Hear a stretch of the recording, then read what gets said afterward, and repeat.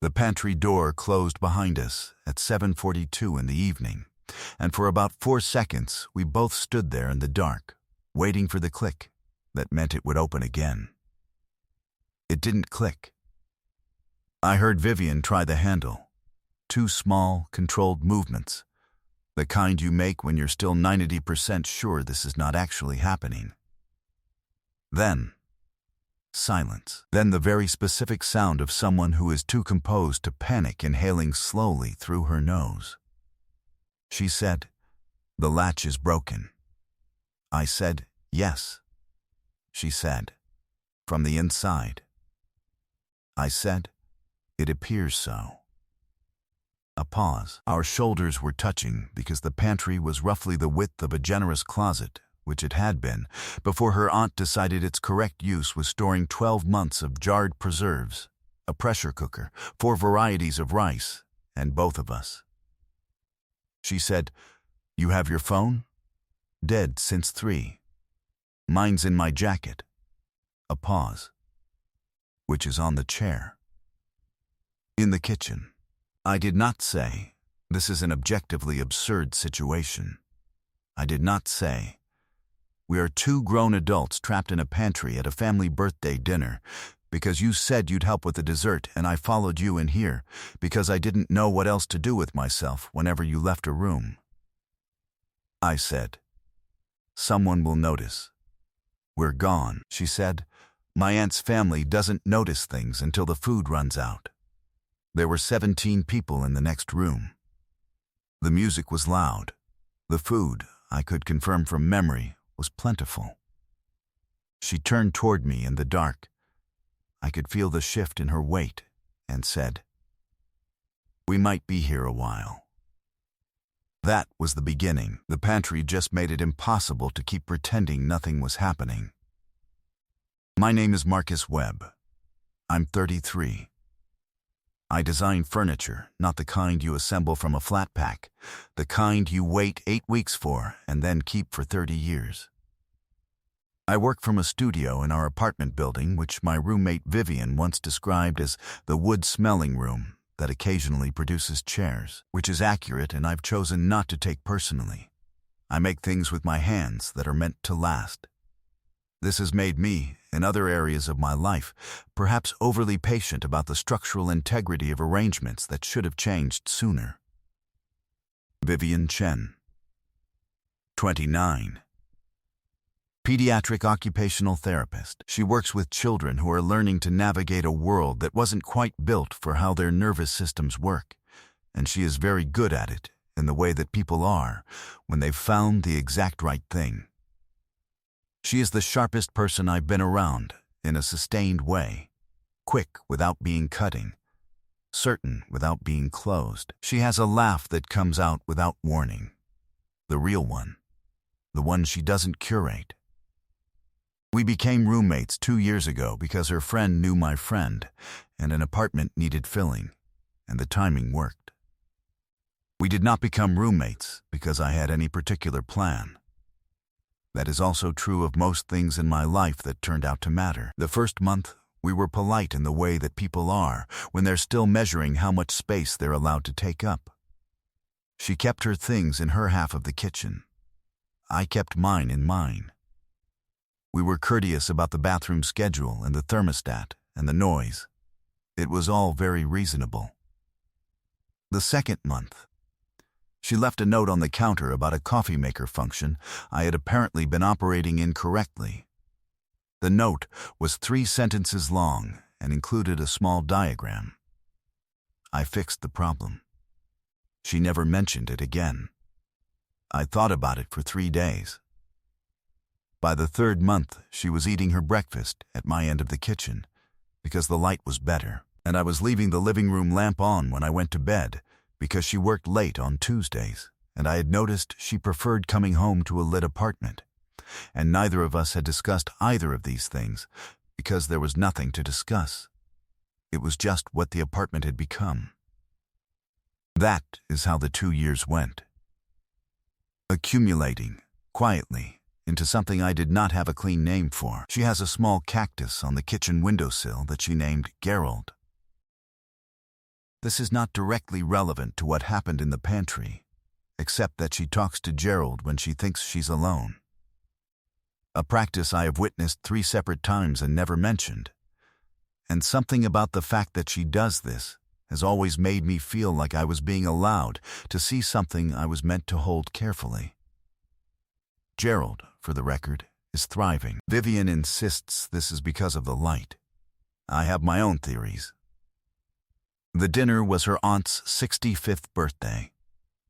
Vivian had been recruited for dessert logistics, specifically the arrangement and serving of her aunt's preferred layer cake, which apparently required advanced preparation, and the pantry, where the good serving platters lived. I had come to the dinner because she'd said you should come in the particular way she said things that weren't quite invitations and weren't quite instructions, and I had said yes because I always said yes to that version of her voice.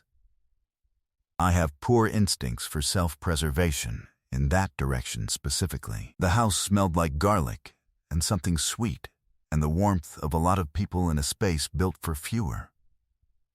Vivian navigated her aunt's extended family the way she navigated everything, efficiently, graciously, with dry commentary delivered at a volume calibrated only for me. Her cousin Lynn had brought a new boyfriend who didn't know anyone and kept refilling his wine at a rate I recognized as social anxiety. Her uncle was explaining something about interest rates to 2 people who clearly would rather have been anywhere else. Vivian leaned toward me at one point and said, out of the corner of her mouth, "If you want to escape, I'll create a diversion." I said, "What kind of diversion?"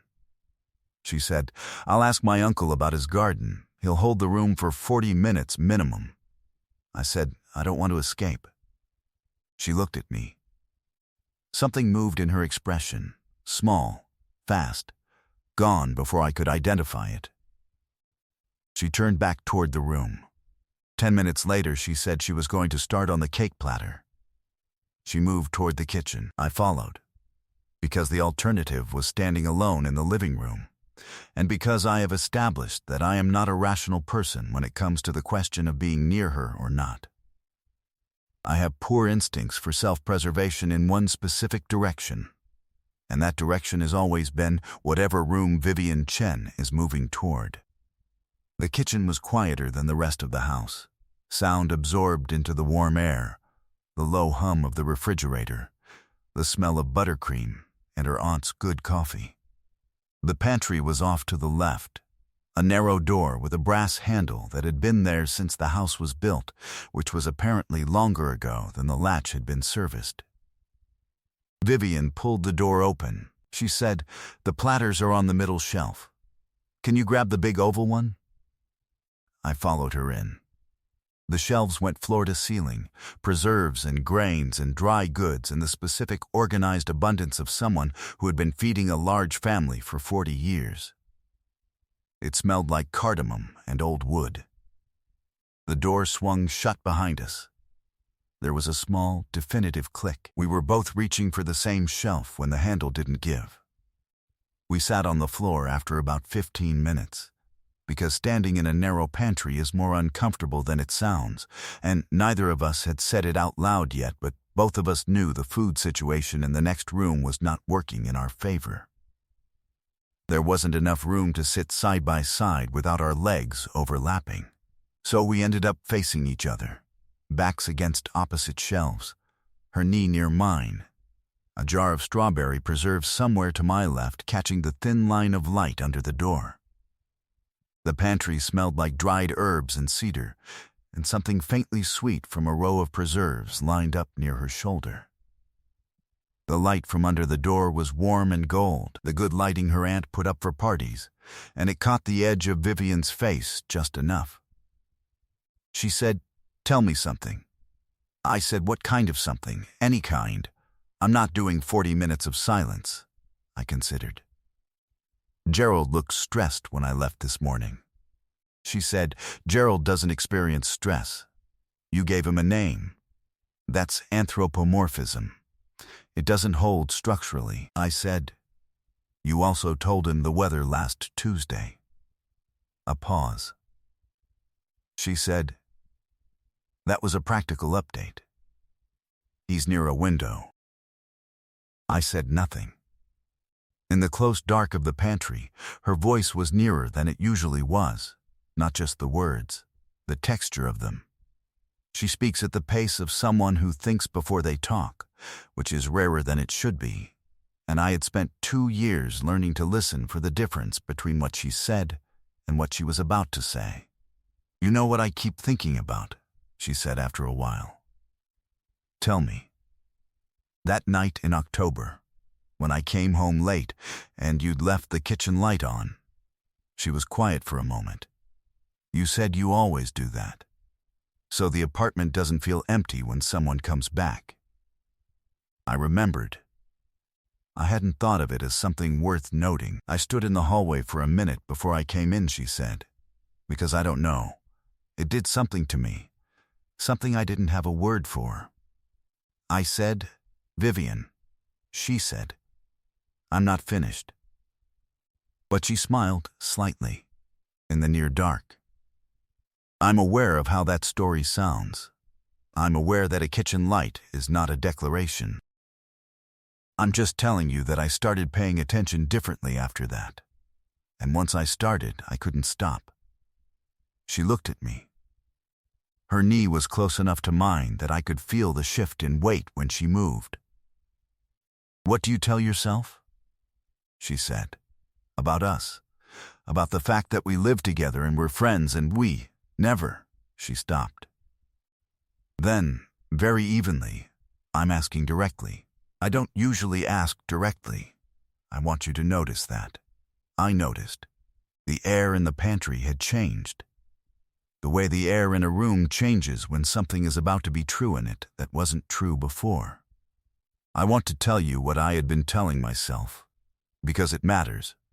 I had been telling myself, this is what happens when 2 people with compatible habits share a space long enough. You learn someone's rhythms and you grow fond of the rhythms. That isn't the same thing as wanting more. That is just proximity making itself comfortable. I had been telling myself, she is precise and careful, and she would say something if she felt something. She is not a person who withholds by accident. The fact that she hasn't said anything is the information. I had been telling myself, you live together, which means the stakes of being wrong are higher than they are for most people, which means the rational choice is patience and silence, and not ruining a good thing by wanting it to be a different kind of good thing. None of those stories had stopped working because they were false. They had stopped working because of kitchen lights left on in empty apartments, and because of the way she knocked on my studio door and stood in the frame when she had something to say. And because of Gerald's weather updates, and because I had followed her into a pantry at a birthday dinner without thinking about why, and the answer, if I was honest, had always been the same. I said, "Vivian," she said, "I'm asking." "I know." "Because we've been doing this for 2 years," she said, quietly, "and I am good at patient. I am professionally calibrated for patience. But I am starting to wonder if patient is the correct strategy here, or if I have simply been waiting for something that requires a different approach."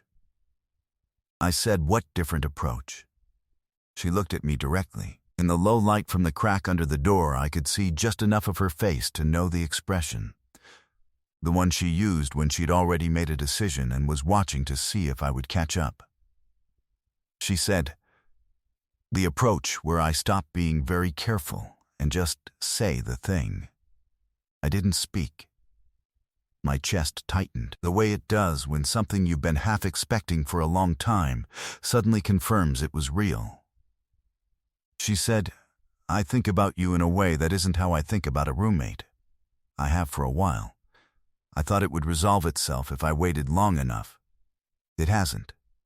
She paused. Her hands were still in her lap. Her voice was steady, the way she was steady, not because nothing was happening, but because she had decided this was worth being clear about. "I think you already know that. I think you've been waiting for me to say it first, and I'm choosing not to be annoyed by that. I'm just saying it. She held my gaze. Don't make me beg, Marcus. Something in me went completely still. Not dramatically, just all the way. I said, I'm not going to make you beg. She said, then say something. I think about you that way too. The words came out quieter than I'd intended, which is the version of honesty that doesn't know how to perform itself, only how to be true. For a long time, I told myself it was proximity. I told myself that saying anything wasn't fair because we lived together, and if I was wrong, it would break something I didn't want to break. She looked at me. Something in her face softened, not collapsed, just settled. You were wrong about being wrong. I said, yes, okay, she said. I said, okay? That's the thing I needed to know. The smallest exhale. Something released. That's all of it. I leaned forward and reached for her hand where it rested on her knee. Her fingers closed around mine before I'd finished reaching, quickly, like a reflex, like something that had been ready. We sat like that in the quiet, the party muffled behind the door. A jar of plum jam somewhere to our left. Gerald presumably alone on the windowsill at home. And it was the most settled I had felt in 2 years. Then, she laughed. The real one, quiet, without warning. She said, we are on the floor of my aunt's pantry. I said, yes, this is not how I imagined this conversation. I said, did you imagine it? She said, roughly, 400 times. The pantry wasn't a recurring setting. I pressed my forehead to hers. The shelf was cold against my back, and the floor was harder than it needed to be, and there was a jar of preserved figs digging into my ankle, and I did not care about any of it. Then, from the other side of the door, her aunt's voice, clear as a bell. Vivian? The cake isn't going to serve itself, darling, Vivian said, very quietly. Forehead still against mine. I genuinely cannot believe my aunt's timing. I said, she's not wrong about the cake. She pulled back. She looked at me with an expression I was going to spend a very long time learning, close to exasperated, but actually something much warmer underneath, something she'd stopped hiding. She reached past me, knocked twice on the door from the inside, and called out, Auntie. The latch is stuck. Can someone come? Shuffling, a pause. The handle turned from the outside and the door swung open, and light came back in, and Vivian stood up with a composure I found genuinely impressive under the circumstances, smoothed her jacket, and went to help with the cake. I sat on the pantry floor for 3 additional seconds before following. Her cousin Lynn gave me a look across the kitchen that made clear she had theories. I did not confirm or deny. I am, after all, a man who understands the value of structural patience. 2 months later, Vivian moved her things from the second bedroom into mine. She made no announcement. She carried Gerald in first, set him on the windowsill, and said, He gets more light here. I said, He does. She said, I'm not going to keep hauling things across a hallway. I said, that's practical. She said, I am a very practical person. I said, you named your cactus Gerald.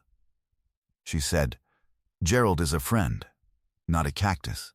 But she was already smiling when she said it. The real one, unprompted. A year after that, her aunt had us over for the holidays and seated us next to each other and said, at some point, to the general table, these two are good together. You can tell. She said it the way you point out something that's been true for a while. Vivian said, Auntie. Her aunt said, I'm not wrong. She wasn't. When people ask how we got together, Vivian tells the story with a precision I have come to love. Every beat in order. The latch, the cold floor, the jar of preserves. Her aunt's voice through the door.